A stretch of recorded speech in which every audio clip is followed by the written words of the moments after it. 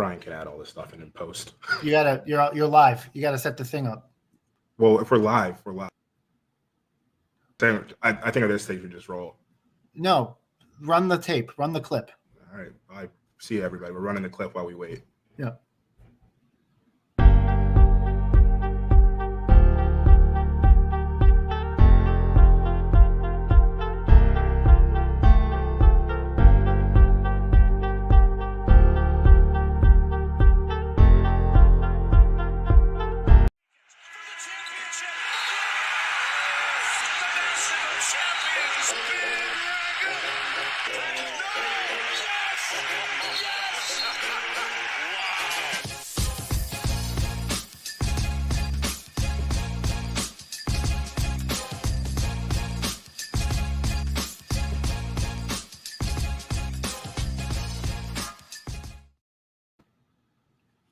Hello and welcome to the Full 40 with Chris and Willie here. We dealt with so many technical difficulties right there. If you could see what my screen was doing in that moment, you would have panicked too. It was all red. I was like, I broke it. I've never seen this before. Well, thank you all for bearing with us. What a start. What a start. What a start. Yeah, so thank you. I thought I literally did my last podcast, but you just wrote me back in. Brian and Trevor aren't even here. Like this is crazy. I don't even remember how to do this anymore. This is what happens when Brian's not on a podcast and I have to do the producing because it popped up all red and I said, I don't know what's going on over here. But no, glad we're all here. Glad to have you back. It's been, a long, month since we did a podcast together. So we're here. So look, we have Kyle Neptune. We had to resend a whole link out or whatever. We're waiting for him to join us. We spoke with him briefly off air. So he's set to join as soon as he's here. He's here. So we're going to bring him in just momentarily and get this thing fired up. I don't think we should hold any timing back away from this at this point. I mean, after I cost us 6 minutes, I think we should roll. Yeah. Why don't we bring him on? And we got about 40 minutes or so to do this. So Let's bring up Coach Neptune. What's up, guys? How you doing today? I'm great. How you doing? Good. Thank you for bearing with us during that technical difficulty. Things happen. Happen. I get it. Just gonna switch these up. Great.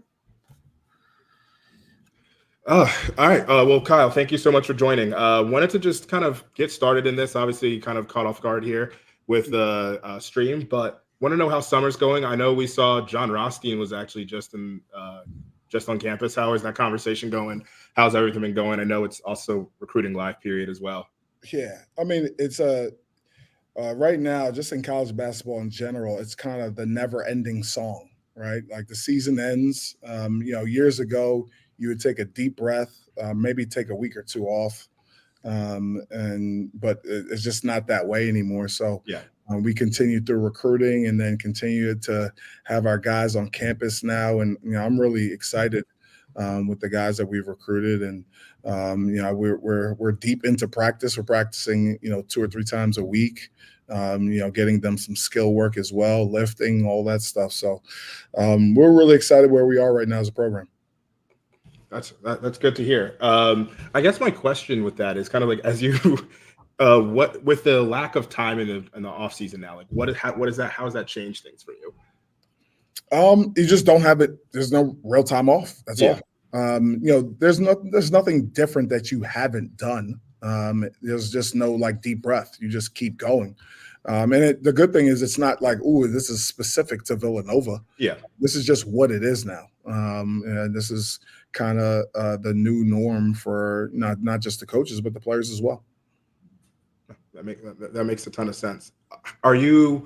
Does anything change from meeting with the players or anything along those lines? Obviously we have that whole portal and NIL and the essentially re-recruiting of the roster. So we know that there's that aspect of things, but in the summer period right now, is it still business as usual for you all? Now everyone's doing their training and things like that. It feels like we're back in a kind of the groove by now. Yeah. Once it hits summer, right now we're you're preparing for the season. We're all systems go. We're treating it like this is the national championship game every practice. We try to be as intense as we possibly can.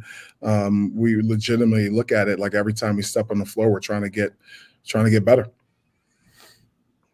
Well, I wanted to kind of just learn a little bit more about kind of you and your kind of coaching style and your thought process and things like that. So after graduating from Lehigh, you went abroad, you played in Lithuania and Puerto Rico. Kind of curious what you learned about basketball there that you bring to Villanova. What I learned about basketball there, Or yourself. you know what I learned in general. I think that when someone says overseas, that's so broad, right? There's so many different levels of overseas basketball, and yeah, I didn't know that coming out. Yeah. I was fortunate enough to actually play at a pretty high level. The two teams I was fortunate enough to be on for a short stint, I should say, we're at a pretty high level, and I learned pretty quickly. Like this is serious. Like this is like you to be a really good player overseas, you got to be like scratching the surface of the NBA. And that like I didn't know that coming out of college. Now there's a bunch of leagues that are kind of subordinate leagues that are lower level, but when you get to the highest levels, it's really competitive. And then with that, was there anything specific about basketball that you learned? Like anything just about the game or anything that's like different when you're playing overseas, quote unquote? I couldn't pull one thing. Like I said, I had a very short stint over there, really short stint. I would say, like I said before, like it's really different over there. Like you can be a role player, and go play in the NBA as a role player. Now to get there, you have to be really good, right? Most times when you go and play in those leagues overseas as an American, they're asking you to be the guy. And so it's a very different position to be in. And it's definitely an adjustment period, I think, to just understand what that is when you get over there. So, I think mentality, understanding the lay of the land is the things I pulled from my time over there the most. All right. So you finish over there, you take the video coordinator job at Nova, you do spend some time at Niagara. Kind of on the same note, what did you learn about college basketball at Niagara that's helping you right now? Oh, a lot. Well, first and foremost, with Joe Mihalik, who was the head coach at Niagara at the time, he's a high level coach. He ran a really tight program. He ran a really successful program. So just learned, his style of play is very different from Coach Wright and what we have done here. It's pretty different. So just getting another mind and being around his way of seeing the game was important. Also, that was my first exposure to recruiting. And not just that, Joe Mihalik is the hardest working human being that I've ever been around. Like he's in the office. It's literally impossible to beat him to the office. I remember my first week I was started at, I get there at 9. I'm trying to beat him. He beat me to 9. Next, try to go 8:30, went back to 8. By 7:30, I was like, all right, man, you got it. You got it. He's in there all the time. He'll stay super late. Like he's one of the hardest workers I've ever been around. I think that was really kind of just hard hedged into me from being up there, and then the recruiting landscape also, like it's so far from everything. Like we got to, you get in the car, you're driving like 6-7 hours to your closest recruiting base at times. So it was definitely a grind. Between kind of learning the grind of college basketball and learning a different style that was Joe Mihalik's baby. It was definitely a positive time for me. I learned a lot while I was up there.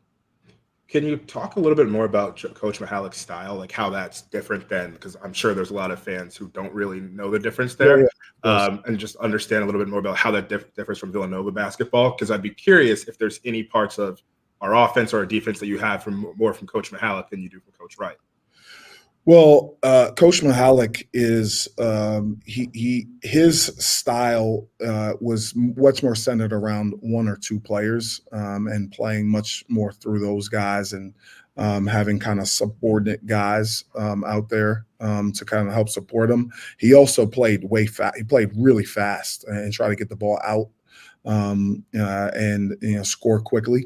And then the way he saw the game in terms of calling plays was very different as well. So I would say just game planning wise, all the things that go into college and the preparation, very different from how we like to do it. But it helped me because it gives you a different thought process and expands your mind to what other people do as well and how they see the game. So, I would say that just understanding different styles and different things that people try to implement both offensively and defensively really helped me. Oh, go ahead, Chris. No, I was just going to say, so I guess maybe drilling into that a little bit. So, Yeah. Just hearing what you're saying, you say, okay, it's different than how we do things in Villanova, which to me, as I'm hearing that, just letting you on to like what I'm hearing is like, hey, we do things at Villanova. We do things kind of like I'll say it the J way or whatever. And so, but I want to, obviously you have some differences in your coaching style to Coach Wright. I just want to make sure that I want to understand exactly what those are.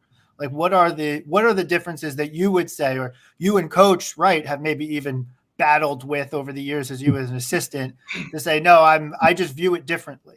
Well, let's just say this to start off. There was no real battles between me and Fair that enough. wasn't really I would say that's not really how our relationship was. Yeah, right. Fair enough. Say it that way. But I mean, I'm just my own person, Right. I will say that, a lot of what I am as a coach, as a person, is because I was here at Villanova and, I was here for a long period of time and picked up a lot of the things that Coach Wright not only taught like at our team and our program and what he stood for as a person, as a man, but also the basketball piece as well. I just believe in a lot of the same things just because that's, kind of what I saw as I was growing as a coach. Now, the implementation and, as, first of all, as you look at it like this, every team is completely different each year. Right. Yep. So even Coach Wright's teams, you look at a team from, was coach for first grade, the 2006. I think that was their Elite Eight year. That team is literally light years different than any of the national championship teams, completely different than the first Final Four team. And each year, coach would go through and say, hey, what's the best way to play with this team? And what he did was he used all his knowledge and all the habits that he knew that each guy had, and he made a decision based off the personnel for that year. That's not too dissimilar from what we try to do. Mm-hmm. Every year we go in and we say, hey, these are the things we definitely believe in. There's some hard truths there, right? And then we say, hey, with this year's team, how many guys we have back? All right, what are those guys good at? We should keep these things that they're good at. Let's try to eliminate some of the things that maybe don't do so well. What are the guys coming in do well? We got to ascertain that. All right, let's put these guys in those spots. Try to bolster the things that they do well as much as possible. Try to do away with their weaknesses or things that we don't think are things that are our strengths, and take it from there. And I think that's the kind of the process of each year in terms of how I would look at it. And I think that's pretty similar to Coach Wright's as well. So that's my best non-answer to your question. I know I didn't give you exactly what you wanted there, but I do believe each year is different, no matter who's the coach. And like for me, I think there's like some hard truths. There's some hard things that we try to implement each year. But then a lot of it is figuring out the team and the strengths and weaknesses and trying to going from there. And I'd imagine that those hard truths, the conversations with not only the other people on the coaching staff, but the players obviously changes year to year. How do you navigate that where it's okay, this team is structured in XYZ way. That means we're not going to be able to do, or we need to do X, Y, or Z. And that also requires then getting buy-in for players that like maybe you didn't know. Like you can come up with the structure of the roster on paper all you want, but until they're in the Davis Center playing, when you recognize, okay, wait, player X can't do this the way that we thought they could. Yeah. How does that conversation and that look like? how's that conversation happen with the player? You're just honest with the player. I think, as a coach, your job is to try to push guys to do, a lot of things sometimes they don't want to do for the good of the team and for the good of that common goal that you guys have. And you just try to do whatever you can to try to make sure that everyone's on the same page. So that's just articulating your point to each guy and, being demanding, asking them, not really asking, like making sure they know what is expected of them on a daily basis. And then just going back to something you said about Coach, where there wasn't really much of a conversation. It was kind of what Jay says is usually going to go. Right. How is that kind of conversation going on with the assistant coaching staff historically over the last 2 years? And then how do you, and I'm asking you to use some foresight here, imagine that changes adding in Jamie Young as well? How does that kind of conversation go? Is it more collaborative? Is it still, Kyle, you're like, all right, this is me at the end of the day, I'm making the choice? Or is it more of like, hey, I need 4 out of 5 people here to agree on something? So I would say, you look at our staff that we've had, we've been together so long. Yeah. We're talking about guys that I've known. I would say Arlisha Davis, I want to say, is here from she's here over 15 years. Dwayne Anderson, definitely over 10 years. Mike Nardi, I want to say 13, 14 years at this point. Ashley Howard, you're talking about 7, 8 years, right? So in terms of when we were all working for Coach Wright, we knew like we could go into a practice and run a practice because we knew what was expected and we knew his vision. And my vision is very similar. So any terminology, anything that we, plan, these guys know inside out. And I think there's a lot of synergy there in just the way we think about the game, the way we see the game. So that it's really good going to work as a head coach, knowing that the staff knows a lot of what's expected. Now, I think Coach Young brings a brand new perspective and a lot of experience at highest level of basketball. Like he's been in the NBA, the highest level of basketball, for over 20 years. He does have some college basketball experience at Lemoyne. He's coached, MVP players. He's coached all-stars. He's won world championships. He's worked under different minds in the NBA. So he just brings some more basketball knowledge at the highest levels. Is there a specific area of basketball, whether it be on maybe a different one of the sides of the ball or anything of that nature, where you're looking to tap his knowledge and his experience? I would say both sides of the ball. Okay. Both sides of the ball, both offensively, defensively, special situations, everything. Again, we're also in a different era of college basketball, much more transient era where guys are so at times, I don't think anyone, there's very few programs who haven't deal with massive turnover, right? So, it's something that they deal with in the NBA as well, where you're asked to put together a team, and maybe guys don't even know each other yet. How do you form that team? How do you get them together? How do you unite them around a common goal in a pretty fast period of time? So that's something that they've always had to do. They've had to do in the NBA for definitely over the last 15, 20 years. So that's another area that he helps us with as well. With that transient nature, just switching gears just a little bit, so you just brought up, is there anything programmatically that you do? Because you brought in a lot of new players last year, a lot of new players this year, saw a lot of departures in particular this year. Is there anything that you guys are doing programmatically to like force some of that? Like, and I'm like laughing a little bit because like I'm thinking of like orientation of Villanova where I'm doing trust falls, but like legitimately, like what is it? Are you guys pushing the players to get to know each other quickly so you guys can establish some bonds and some chemistry early? Yeah, well, I think it starts with the staff, and we try to spend as much time with our players as humanly possible. I mean, obviously, we got to give them breaks from us as well, but we try to spend as much time on the floor with them as we can. Obviously, there's rules in terms of how long we're allowed to spend, but some of it is just coming in and talking in the office about life, spending time with them while they're eating a meal. calling them on the phone, talking with them on the phone, just really trying to engage with them as much as we possibly can. And then, we try to have different team functions where guys are around each other, when you talk about the team portion of it, and making sure that they're building and bonding as well. So, I don't think there's any way around just straight up time. You just got to spend as much time as you possibly can together. When you're going through that process of trying to get the guys and spending that time and getting them to attempt to gel with you and each other, is there anything, because you had to deal with that last year, is there anything that you learned from last year that you're applying to this year in that regard?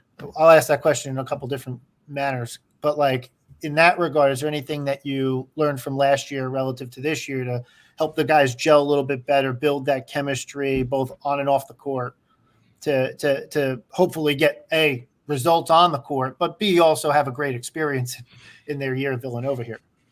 Yeah, I think that it's just a good mix of both. Just giving them time, giving the team some time to gel, making sure that there are some team events where guys are around each other, where it's not in a competitive situation where they're competing over that 94 by 50 feet, but then also giving them some free time so they have time to kind of rejuvenate and have some mental time for themselves as well. Okay. Yep.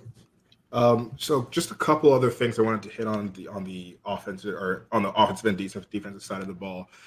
There's kind of a joke around Villanova Twitter about kind of your answers to a lot of questions during press conferences being defense and rebounding, those being the things that we can control. And it's clear that's a priority, but it's also clear that it's worked. We were 13th, I think, in adjusted defensive rank last year. So it's clear that's a priority there, but also that it's working. I guess my question in that is kind of, what does good defense and rebounding look like to you? What does that mean? What is it? Is it purely size? Is it speed? Is it kind of toughness? What does that mean? And how do you think good defense changes the calculus of what's going on the floor? Because I believe basketball is like calculus. There's a level of like what happens on the floor, how that adjusts everything else going around you. There's a math equation to it. So putting a lot of your chips behind defense and rebounding, how do you think that affects the floor? And also just what does that look like to you? Well, what it looks like for us is the other team not scoring. But just schematically, as I said before, it changes every year, right? And again, I'll say that Coach Wright's team, where that 2006 year, all little guards, right? They were still good defensively. They just were scrappy. They pressed. 2009, they had like Scotty Reynolds, and then all guys like 6'7", 6'8". Those guys flew around, but it was also a different time. 2018, like I keep going with different teams. They're just completely different. So it's just for us, it's just figuring out, the mix and what we need to do for each team to be successful defensively. But that's all around some like pillars, right? And the number one pillar for us is just playing hard. And just playing as hard as you possibly can and playing harder than the other team. And I think that's where it starts for us. We got to play as hard as we possibly can. And then, it's all centered around it's like some core principles that we try to implement with our team each year.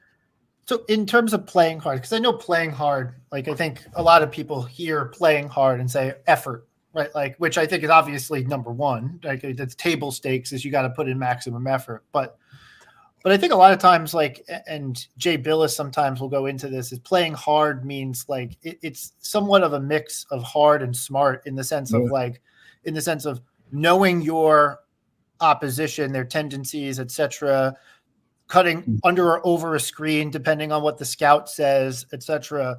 What have you taken from the last couple of years?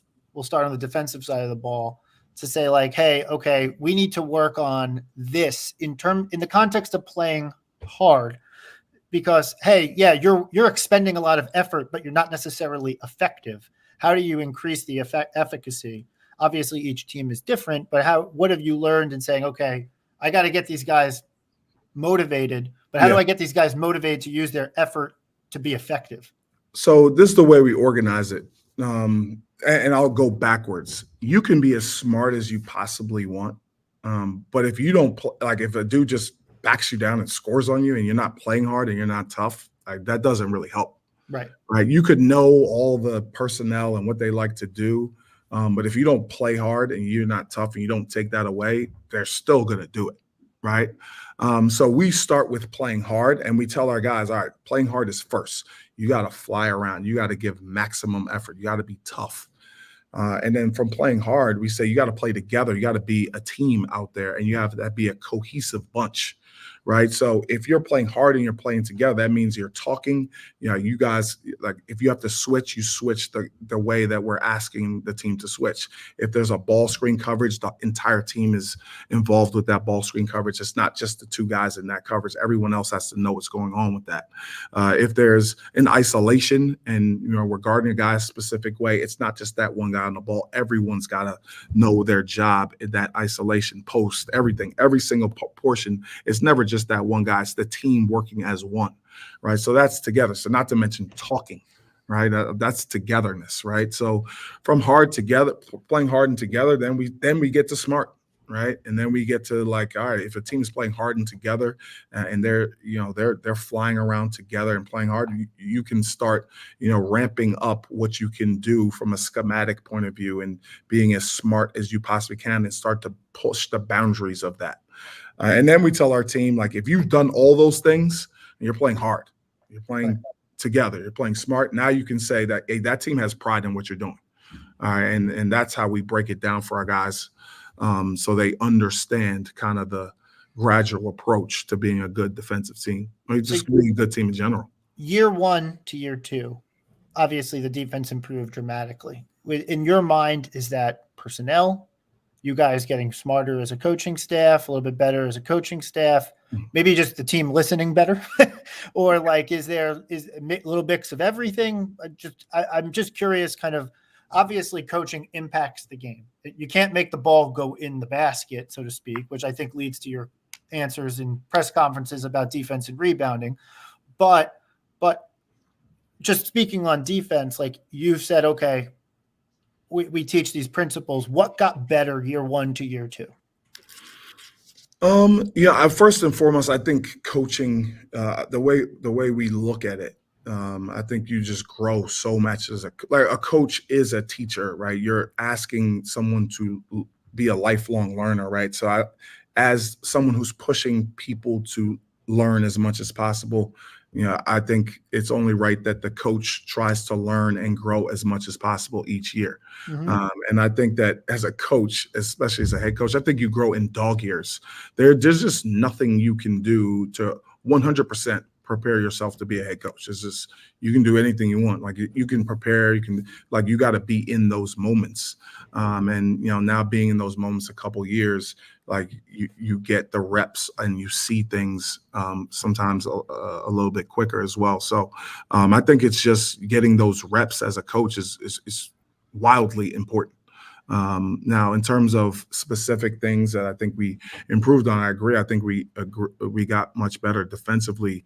And I do believe that we knew that could be a strength of that last year's team based off of size, based off of our guys' length and athleticism. We knew that could be a strength of our team, and that's something that we focused on. That's an interesting thing that you said a little bit earlier, just about coach with repetitions. We talk about like players going up a level at the game. The game moves so much quicker, but there is the level of coaches also. The game's moving quick for coaches as well. And so the more repetition that you get, the slower it seems, and the more repetition, the more confident you are in decisions, and the more you're able to see that. So that's a really interesting point that you just called out there. And not just that, the game has completely changed, and it changes every year. All right. So I think any coach would tell you, I don't know if it doesn't matter if it's a year 1 coach, year 3, 4 coach, or a year 20 coach. Like if you're going to just stay with what's comfortable for you or what worked over the last 3-4 years, that's not going to continue to work. The game is like, it's almost night and day for how the game was played 10 years ago, which is still night and day from even 5-10 years before that. The game is constantly evolving, and as a coach, you have to evolve with it.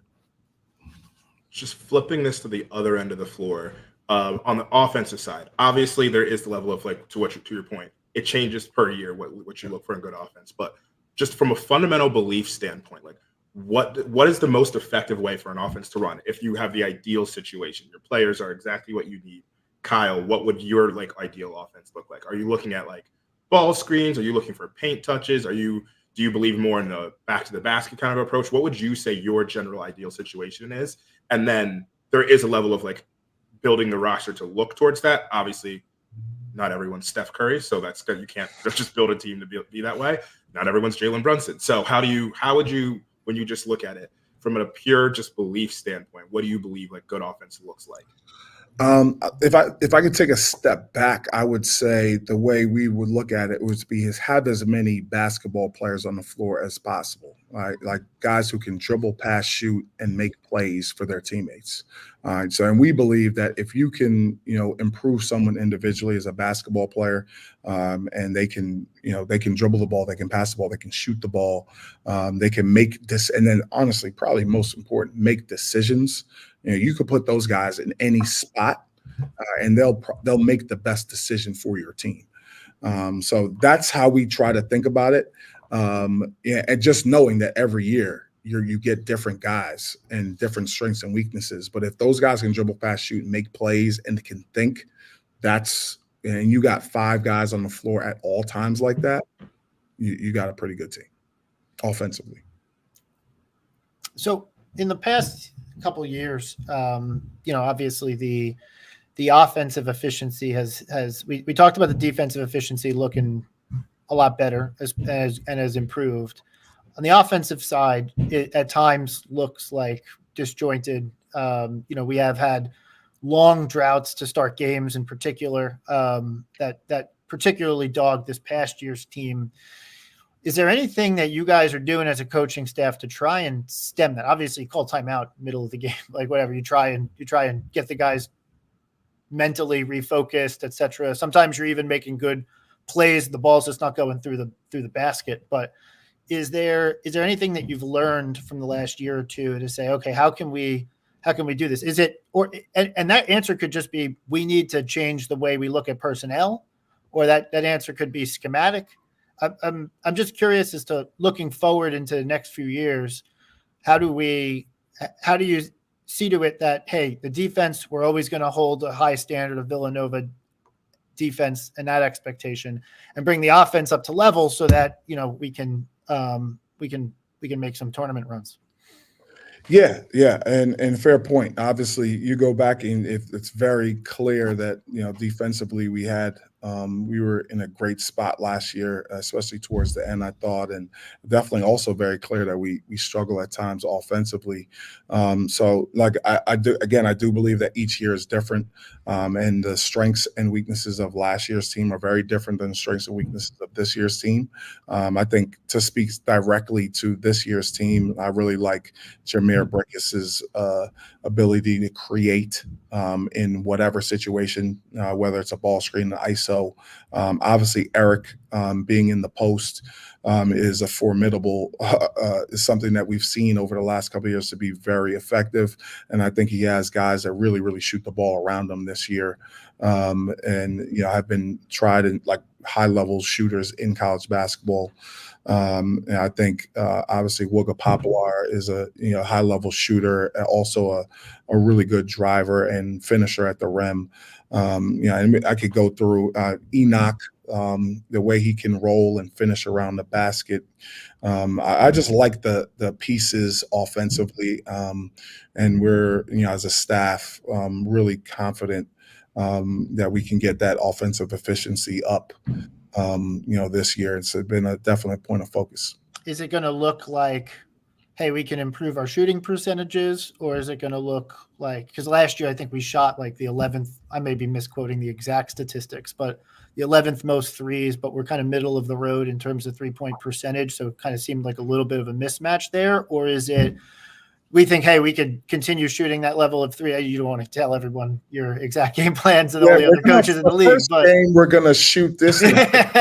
No, but in serious, like, should we expect, hey, look, we're gonna tee up and shoot from deep, or are you gonna make some different decisions in terms of emphasis, in terms of offensive on the offensive side of the ball this year? I think one area that I would point out that I think we led the Big East in getting our shot blocked last year. So that speaks to specific just decision making. And that's been a point of contention for us this summer, and things that we've really zeroed in, locked in on, and trying to show our guys their reads and their decisions in each spot. All right, so getting your shot blocked is just a clear that wasn't the right read, clearly, right? So we can use that same thought process in a lot of different areas of the offensive end, whether it's, all right, well, you missed that shot and he flew at you. What could you have done different there? And that's been a huge piece that our staff has been focusing on with our team. And offensive efficiency has definitely been something that we've talked about literally every day as a staff. Cool. Sorry, Willie. I asked several questions. Go ahead. No, you're good. I wanted to just hop at just like we talked a little bit about offense and defense. I think something that at least from the casual fan's eye, I felt like we struggled in terms of stopping runs, but also starting games effectively, starting efficiently. There was the whole chart with the kill shot being 10-0, but like that, those 10-0 runs and being really high up there. But when you see that happen or starting to happen, like how do you evaluate that balance between I need to take control and call timeout here, but then also empowering the players to be like, no, you can figure this out. Like we are a very talented team. What's that balance look like? And yeah, just like the consistency of that. Yeah, I mean, I think to be honest with you guys, I think we tried both last year. Call timeout, don't call timeout. Like it didn't work, right? Yeah. So I think we just got to improve our offensive efficiency. Also, just continue to prove our defense, right? So you can't say, oh, every time we got to call timeout earlier, stop that run, right? We definitely did that at times, right? We also let them play through it sometimes. Whatever we didn't work, right? It just didn't work. So I think the thing we can focus on is being better offensively and being a little bit better defensively as well, so you can stop some of those runs.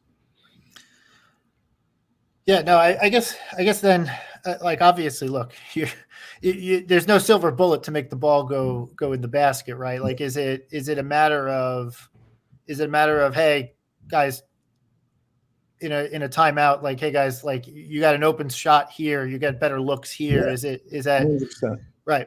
Because a lot of times, just so I don't know if you're fully aware, but a lot of times when Fox goes to you in the huddle segments, they only focus on when you're saying, guys, you got to get back. And I'm sure you're giving them a lot more information. Yeah. I try not to while those, just so you guys know how that works, is the camera comes in and you have 20 seconds, I mean, whatever it is, 20 seconds. So honestly, I'll be honest with you, half the time when that 20 seconds, I'm saying things that won't affect our competitive advantage during that time. And then when they go out, this is what every coach does, by the way. It's not just when that goes out, then we get into like, here, this is what we're going to do. So I now that you say that, that does make sense. If you were looking at that and like, does this dude ever talk about? I get that. Wow. I never thought about it like that. So are you saying that everyone thinks that that's all we say during the entire timeout each time? Is that how it looks? I'll be honest, coupled with the answers at press conferences being we can't make the ball go through the hoop, defense and rebounding. Yeah. I think there's a thought that hey, you're focused on defense, and then the offense is kind of like personnel and hope for the best. But objectively, we know that's not the case. Right. That can't be correct, but it just feels like it sometimes. Got it. Yeah. So I mean, and I do believe that with most teams anyway, even if they're going through a specific play, like that's the charter from Fox. They're not gonna. They try to help you gain they don't want to hurt you with the competitive advantage. So I hopefully our fans and you guys just trust we're talking about a little bit more than what goes on that 20-second bite there. So awesome. So yeah, I fully buy that guy. The common sense kicks in and you're like, yeah, there's no way that's the only thing that they're talking about during the 20-second period. So I guess something else that I'm thinking about here is we're talking a little bit about consistency. We talked about wanting to be the best Villanova basketball program that we can be for whatever we are at the end of the season. I'll speak for myself here. 2 seasons in a row now, I'd say we've shown flashes of that, but not consistently putting it together. And then I would say both seasons kind of starting to show it right, but we get towards the end of the season and then falling a little bit where it's like, oh, we're not doing that. The question I have is just kind of like, what do you think makes consistency in a Villanova basketball player? Because we talk about the habits, so it feels like the habits are there and consistent, but we're seeing that there just as a unit that we're falling a little bit short. And then coming down the stretch of the seasons and thinking about this. And is there a thought about doing anything differently per team? And I guess that this makes sense to what you've said earlier of, well, every team is different, so you're going to evaluate that as you go. But I guess the question is, when you think about consistency, what do you look for in a team to become consistent and I guess hit that last step to hit the Big East tournament on all cylinders, hopefully the NCAA tournament on all cylinders? Like, what does that look like? What do we feel like we've been missing? Yeah, great question, and I would definitely agree. There's no question. Like there's a standard that's set here at Villanova, and something that I've been a part of as a younger coach, and now as the head coach is something that we want to hold the line in terms of the standard of Villanova basketball. And I would say there's no question that we just missed the mark over the last 2 seasons in terms of being the best team we could be by the end. We just didn't get there. I agree. We had flashes. We had some positive things, and we definitely have to get better throughout the season. I think for us, it starts with recruiting and bringing in the guys that we think that can help us be the best we can be for that upcoming years and for the future. And I think that once you get them on campus, you try to get them as acclimated based off of their strengths and weaknesses. And I think that's what we just didn't do. We didn't get that group there.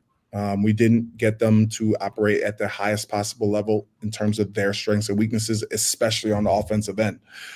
This year coming in, and we have kind of a different team. We got a lot of new guys, and now the challenge is again trying to get this team to operate as efficient as they can offensively, and try to make sure that they're as stingy as possible defensively and play as hard as possible defensively. And now that's the new goal throughout the rest of this, whatever it is, 9 months, to try to get there by the end. So, again, I know that's sometimes a non-answer, but there's no way you can point to like, hey, if we just do this, I have one solution. Go to the Bahamas all the time. The Bahamas, I'll sign up for that. If you could send some of those comments to Mark Jackson, our athletic, I'll make sure Mark gets to hear that. Our new home court, home court be at the Bahamas. Feel free. As we said, Neptune at the Atlantis. That tracked, so that worked. I guess. On the point of Mark Jackson, what have you heard from Mark Jackson, Father Peter Baker, in terms of expectations going forward, et cetera? Or they don't need to say anything, it, and what do you hear? There's no question. Obviously, we had a meeting with Mark Jackson at the end of the year. We just know that this is not the standard of Villanova basketball. It needs to be raised for sure. We missed the mark on where we want to be as a program. For us and our program and our staff, we want to be competing to win a Big East championship every year. That's where we want to be. If we're competing to win a Big East championship, like if you're there, that means that whoever you play against, you're there. Like that means you're going to have a chance in the tournament to compete at the highest levels. So, and that's where we want to be as a program. And that's just what it is at Villanova. We know that that's expectations. That's expectation of our staff as well. How much does that weigh on you? Do you feel that every day, or are you just focused on moving forward every day? Or is it been tough? Like I can imagine it's been tough, but has it been really weighing on you as a person, as a guy who's done everything in the basketball world over the last decades of your life? Yeah, I mean, listen, you're like I would say, coaches we're all competitors, right? And so, you lose a game, it sucks. There's no way around it. There's no way to convince yourself it's okay. There's no way to be happy about that if you're a competitor, right?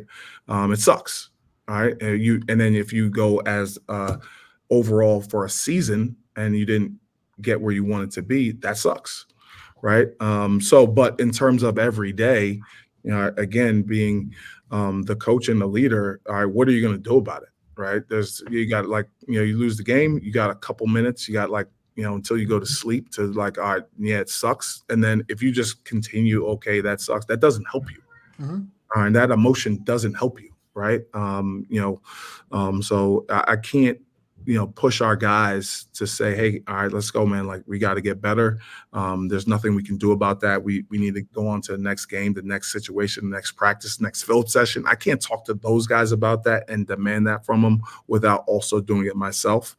So, that's always been my mindset. It's something that I think Coach Wright did a great job of setting the tone here of just having a great attitude through whatever you're doing and having really a next play mindset, no matter what you're doing. And that's something we all strive for here. And we're close to time here, but on the Coach Wright point, how much have you changed your mentality at all of like, hey, okay, coach, this is my program now. Like, I'm always going to call on you if I need support and whatever. Or is it like, hey, we want you around as much as you possibly want to be around? Or what's the balance there that you've sought? So, Coach Wright, I think he retired because he wanted some time to do things that he wants to do. So I would say for me, it's more, Coach, please come around as much as you can. Like, he's not an overbearing guy who, first of all, I don't think there's a person of his stature, and I hope he wouldn't be embarrassed by me saying this, who likes the limelight less. Like, he's not the type of person who who needs other people's approval or just enjoys that portion of it. He likes to have his personal time, his own life.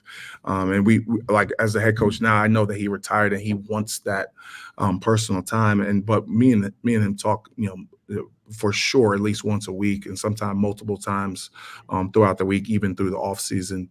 And he's always there as a mentor to me and our staff and our players. So he's around. We want him around as much as we possibly can have him, but there is a fine line. It's kind of the opposite. It's a fine line between respecting his time rather than him coming in and kind of infringing on what we do here. So he's obviously a mentor to all of us here at Villanova University. Period. And we like him around as much as we possibly can have him. So as we kind of get to time here, what's your message to the fan base going into next year? What should they be excited about? What are you looking for? And how should we gear up? And you guys are working over the summer. We're all on summer break, but no break. What's the message to the fans?